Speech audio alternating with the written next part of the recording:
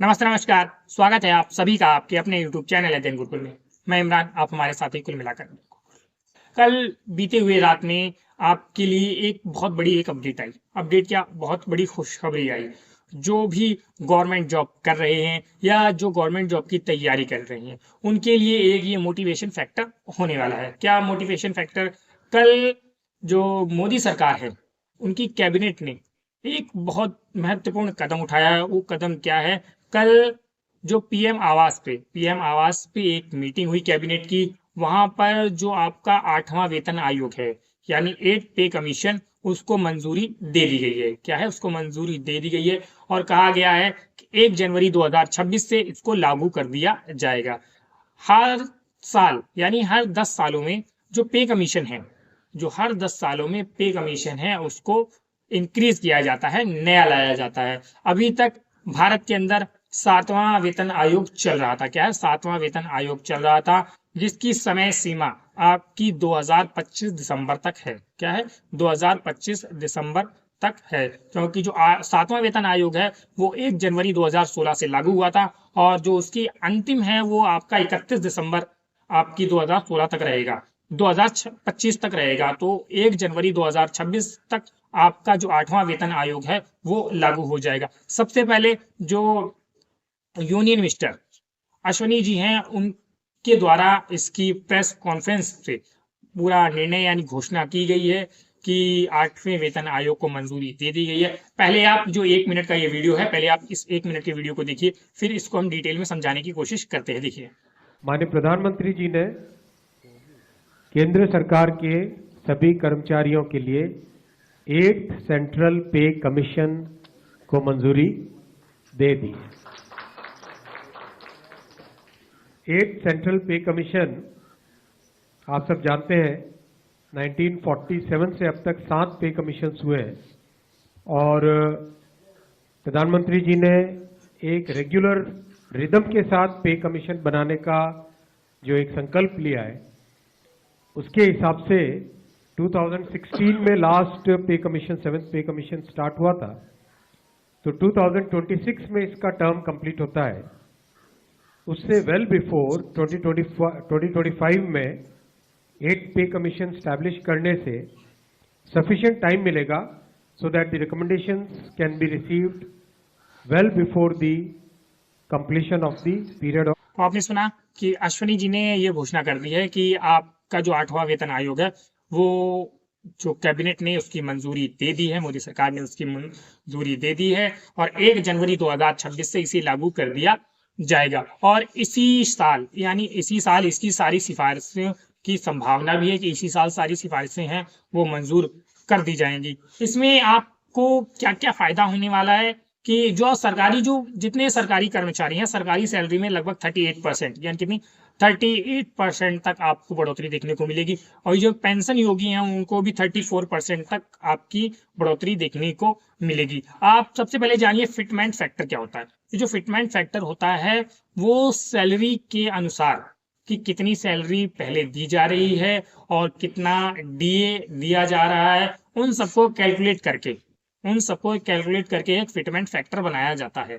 उस fitment factor को जो बेसिक सैलरी होती है उससे गुणा करके, जो बेसिक सैलरी है उससे फिटमेंट फैक्टर को गुणा करके जो भी अमाउंट आता है उसको आपका बेसिक अमाउंट यानी बेसिक पे मान लिया जाता है। इस बार बताया जा रहा है कि जो आपका 7वां वेतन आयोग था, जो 7वां वेतन आयोग था आपका जो बेसिक पे 18,000 था, उस 18,000 का जो आपका बेसिक पे था उसको 46,000 कर दिया गया है। कितना? 46,000 कर दिया गया है। और जो ग्रेजुएटी होती है, जो ग्रेजुएटी में करीब 2.5 गुना तक बढ़ाई जाएगी, यानी जो ग्रेजुएटी है वो लगभग 2.5 गुना तक बढ़ाई जाएगी। कितनी? 2.5 गुना तक बढ़ाई जाएगी।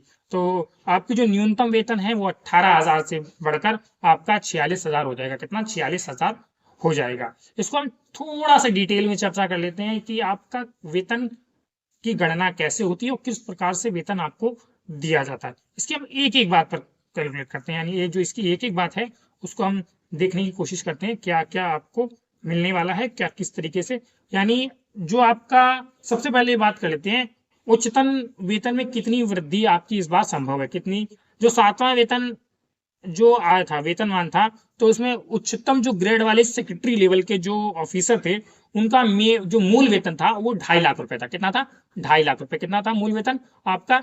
2.5 लाख रुपए था। इनके वेतन में महंगाई भत्ता नहीं जुड़ता था, इसलिए 2.57 से फिटमैन फैक्टर के आधार पर जो 8वां वेतन होगा, उनके अनुसार इनका वेतन 6.40 यानी 6,40,000 हो जाएगा। कितना? 6,40,000 हो जाएगा। और जो इन यानी क्या फायदे होने वाले हैं?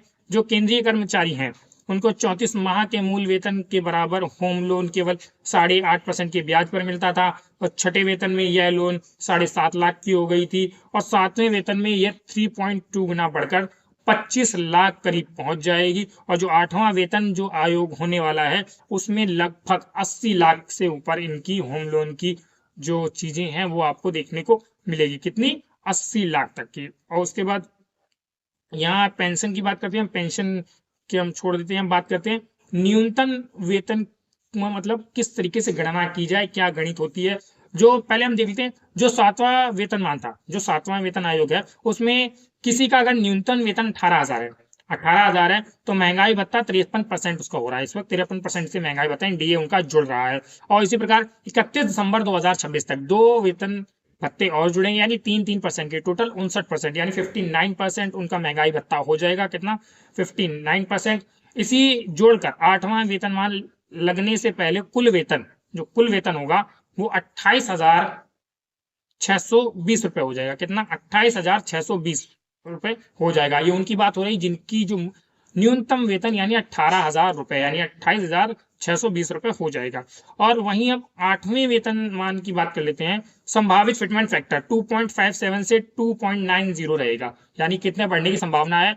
2.57 से 2.90 तक रहेगा, यानी कुल वेतन में इतने गुना की बढ़ोतरी होगी। 2.57 से गणना करें तो न्यूनतम वेतन 18,000 से बढ़कर, जिनका न्यूनतम वेतन 18,000 है, उनका 18,000 से बढ़कर 46,260 रुपए हो जाएगा। कितना? 46,260 रुपए हो जाएगा।